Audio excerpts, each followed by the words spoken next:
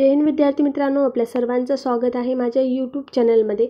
बघा, आपण 40 प्रश्न घेणार आहोत। या प्रश्नापैकी आता तुमचे किती प्रश्न योग्य येतात हे तुमच्या अभ्यासावर ठरेल।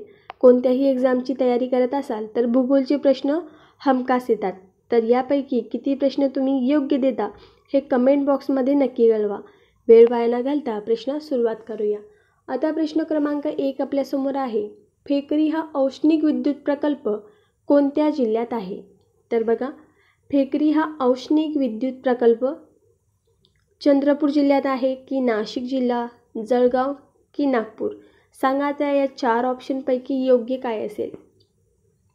स्वतःहून उत्तर द्यायचा प्रयत्न करा। चुकलं तर काही हरकत नाही, एक्झाममध्ये चुकू देऊ नका। तर योग्य उत्तर आहे जळगाव। फेकरी हा औष्णिक विद्युत प्रकल्प जळगाव या जिल्ह्यात आहे। पुढील प्रश्न क्रमांक 2। महाराष्ट्रात लागून कोणत्या राज्याची सीमा सर्वात लांब आहे? आपल्या महाराष्ट्राला सर्वाधिक सीमा कोणत्या राज्याची लागलेली आहे असा प्रश्न आहे। गुजरात, कर्नाटक, तेलंगणा की मध्य प्रदेश? सांगा आता कोणता असेल। हा प्रश्न खूप सोपा आहे, हा चुकू देऊ नका। तर बघा, आपल्या महाराष्ट्रात लागून सर्वाधिक सीमा आहे बघा मध्य प्रदेश या राज्याची। आता या राज्याची राजधानी भोपाळ आहे। आता पुढील प्रश्न आहे बघा, कर्नाटक राज्याची राजधानी काय? जर असं तुला प्रश्न आला तर कर्नाटक या राज्याची राजधानी आहे बँगलोर। गुजरात राज्याची राजधानी काय असा प्रश्न आला तर गांधीनगर। चला पुढील प्रश्न आहे प्रश्न क्रमांक 3। परभणी व नांदेड जिल्ह्यातील डोंगर रांगाच्या रांगाला काय म्हणतात? तर काय म्हणतात? काळा रांग म्हणतात की लाल रांगा की निर्मळ रांगा की पिवळ्या रांगा? आता यापैकी तुम्हाला असं वाटत असेल की हा मी वाचलेला आहे कुठेतरी हा प्रश्न। किती प्रश्न योग्य येत आहे हे लिहत चला किंवा लक्षात ठेवत चला, कमेंट बॉक्समध्ये नक्की कळवा।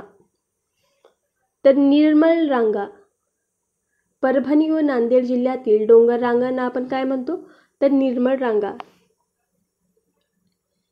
पुढील प्रश्न आहे प्रश्न क्रमांक 4। दगडी कोळशाचा निकृष्ट दर्जाचा प्रकार कोणता आहे? काय असेल या प्रश्नाचे उत्तर सांगा। तर ऑप्शन नंबर सी, लिग्नाइट। पुढे प्रश्न क्रमांक 5 आपल्यासमोर आहे। 52 दरवाजाचे शहर म्हणून कोणते शहर ओळखले जाते? बघा, ह्या शहरामध्ये हेमरुशाल प्रसिद्ध आहे। कोणता आहे तो शहर? तर बघा, 52 दरवाजाचे शहर आपण औरंगाबाद या जिल्ह्याला म्हणतो। याच्या पूर्वीचे नाव खडकी, नवीन नाव संभाजीनगर। चला पुढील प्रश्न आपल्यासमोर आहे प्रश्न क्रमांक 6। टेबल लँड नावाने कोणता भाग ओळखला जातो? महाबळेश्वर आहे की पाचगणी, माथेरान की कराड? सांगा आता या 4 पैकी योग्य कोणता असेल। तर टेबल लँड नावाने पाचगणी हा भाग ओळखला जातो। चला प्रश्न क्रमांक 7 आपल्यासमोर आहे। वारली पेंटिंग मूळच्या कोणत्या राज्यात आहे? कोणत्या राज्यामध्ये आहे पेंटिंगचं नाव वारली? गुजरात आहे की मध्य प्रदेश की महाराष्ट्र की गोवा? सांगा आता कोणता असेल। तर आपल्या महाराष्ट्रामध्ये आहे। ऑप्शन नंबर बी योग्य ठरेल। स्वतःहून प्रश्नाचं उत्तर द्या। पुढे आहे 8 नंबरचा प्रश्न। महात्मा गांधी यांना नामकरण केलेल्या सेवाग्राम गावाचे मूळ नाव कोणते? तर बघा, महात्मा गांधीजी यांनी नामकरण केलेले सेवाग्राम गावाचे मूळ नाव काय असा प्रश्न आहे। तर वर्धा आहे की शेगाव, पवनार की आर्वी? सांगा आता काय असेल या 4 ऑप्शनपैकी योग्य। शेगाव। महात्मा गांधीजी यांनी बघा नामकरण केलेले सेवाग्राम गावाचे मूळ नाव आहे शेगाव। पुढे आहे प्रश्न क्रमांक 9. महाराष्ट्रात VAT कर प्रणाली कधी लागू करण्यात आली? जानेवारी 2000 मध्ये की एप्रिल 2005 मध्ये की मार्च 2010 मध्ये की जुलै 2017 मध्ये? सांगा आता. वॅट प्रणाली जी काय केव्हा लागू करण्यात आली असा प्रश्न आहे. तर एप्रिल 2005 मध्ये.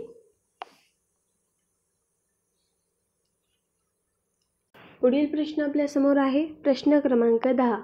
महाराष्ट्रातील कोणत्या जिल्ह्यात साक्षरतेचे प्रमाण सर्वात कमी आहे? बघा. गडचिरोली, नंदुरबार, उस्मानाबाद की वर्धा? सांगा आता. चुकलं तर काही हरकत नाही, एक्झाममध्ये चुकू देऊ नका. महाराष्ट्रातील कोणत्या जिल्ह्यात साक्षरतेचे प्रमाण सर्वात कमी आहे? तर नंदुरबार या जिल्ह्यामध्ये साक्षरतेचे प्रमाण सर्वात कमी आहे.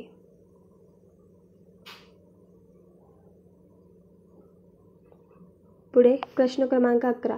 अमरावती येथे श्रद्धानंद छात्रालय कोणी सुरू केले होते?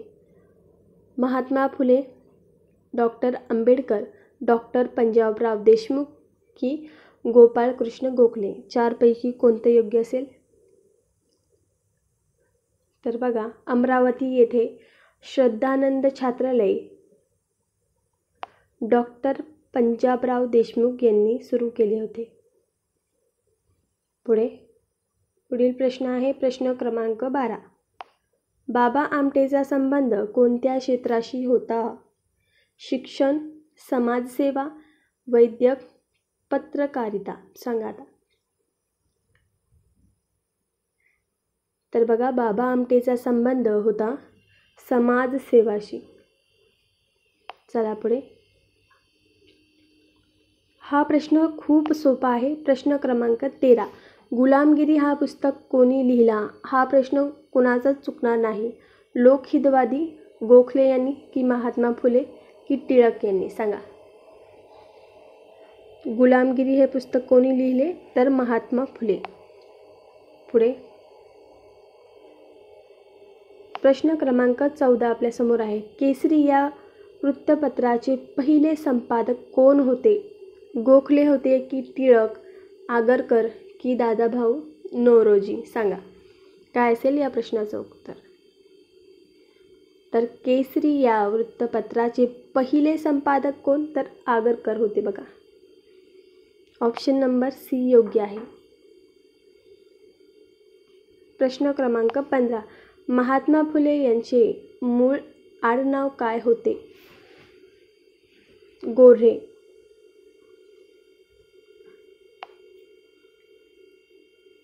16 नंबरचा प्रश्न आपल्यासमोर आहे. महाराष्ट्रातील कोणत्या जिल्ह्यात एकही तालुका नाही? कोणता आहे तो जिल्हा? पुणे, मुंबई शहर की नागपूर की ठाणे? सांगा आता.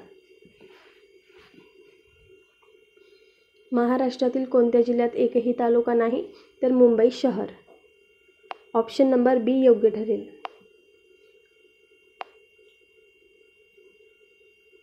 प्रश्न क्रमांक 17. महाराष्ट्राच्या पूर्व सीमेवर लागून कोणते राज्य आहे? मध्य प्रदेश आहे की तेलंगणा, छत्तीसगड की गुजरात? सांगा आता योग्य काय असेल? तर आपल्या महाराष्ट्राच्या पूर्व सीमेवर लागून छत्तीसगड हा राज्य आहे.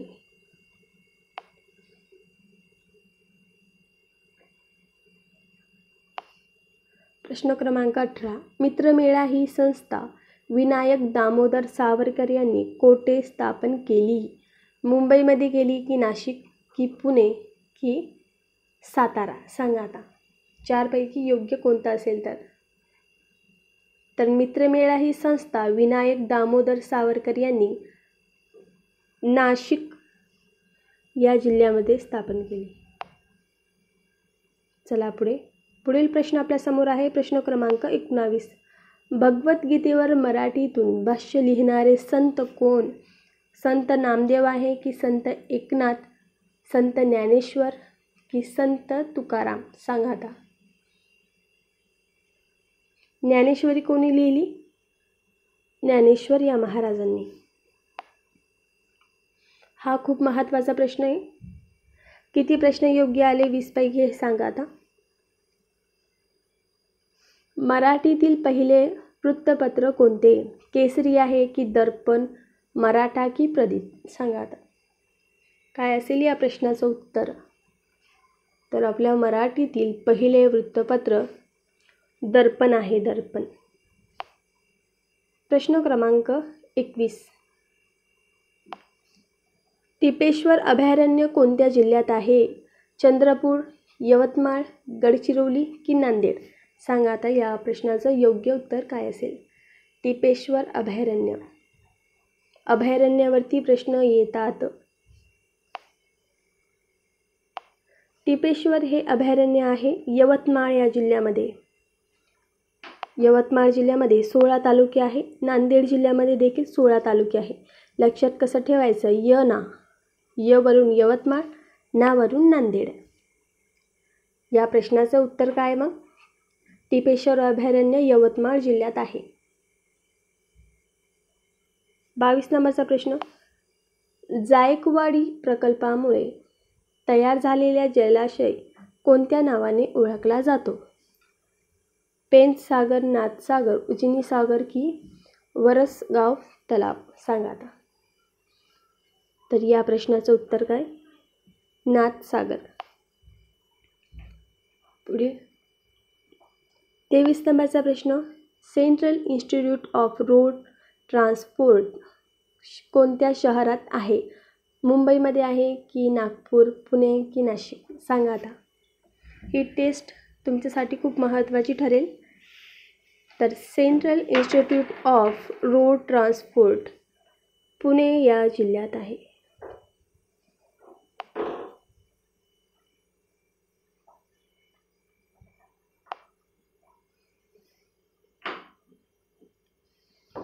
कोणते थंड हवेचे ठिकाण अमरावतीत गाविलगडच्या डोंगरात आहे? लोणावळा, पाचगणी, चिखलदरा की महाबळेश्वर? सांगा. चिखलदरा योग्य ठरेल. पुढे प्रश्न आहे प्रश्न क्रमांक 25. हा खूप सोपा प्रश्न आहे, कोणाचा चुकणार नाही. प्रश्न क्रमांक 25. महाराष्ट्रात किती प्रशासकीय विभाग आहे? 3 आहे की 4, 5 आहे की 6? तर आपल्या महाराष्ट्रामध्ये सध्या 6 प्रशासकीय विभाग होते. महाराष्ट्र राज्य निर्माण झालं त्यावेळेस 4 प्रशासकीय विभाग होते.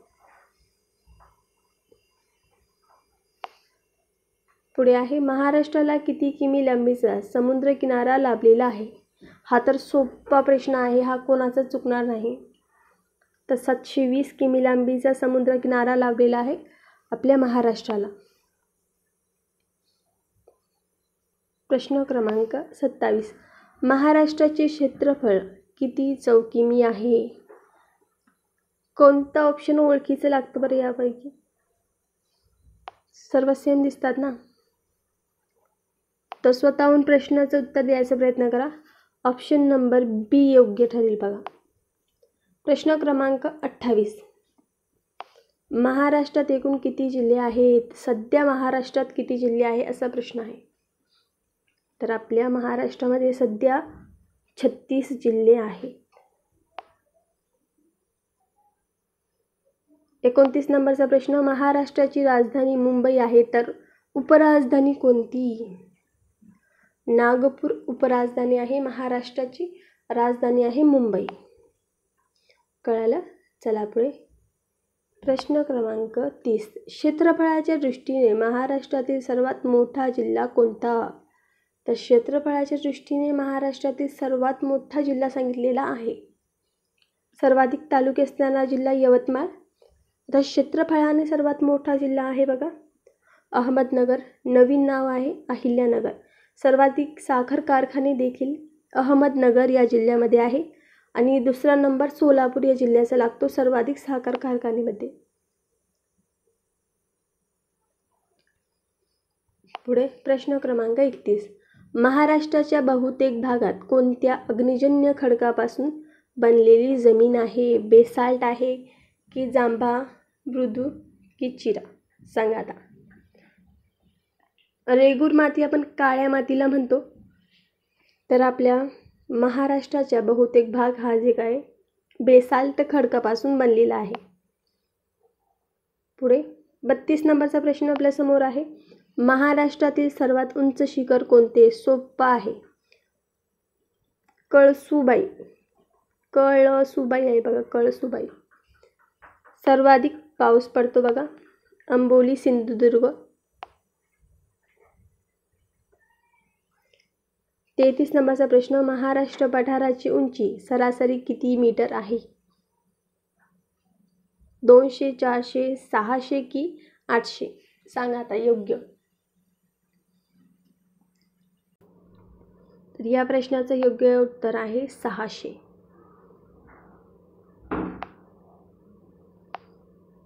पुढील प्रश्न आपल्यासमोर आहे. प्रश्न क्रमांक 34. कोकणातील तसेच पठारावरील प्रमुख नद्याचे उगम कोणत्या पर्वतावर होतो? तर 1 नंबरचं योग्य ठरेल सह्याद्री पर्वत. 35 नंबरचा प्रश्न आपल्यासमोर आहे.